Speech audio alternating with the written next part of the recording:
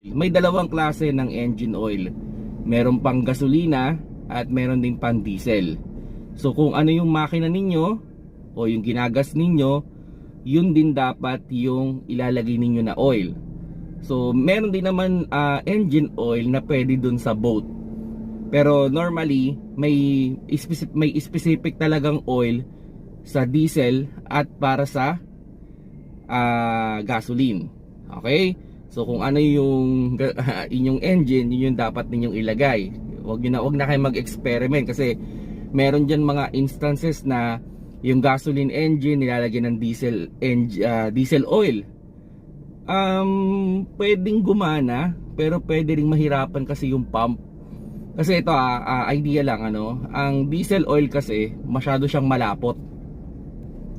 Sa liit ng passage ng mga gasoline engine, may tendency na baka hindi siya mapump ng maayos. So hindi lahat ng component is malubricate. Kaya kung ano yung engine ninyo, yun yung ilalagay ninyong oil.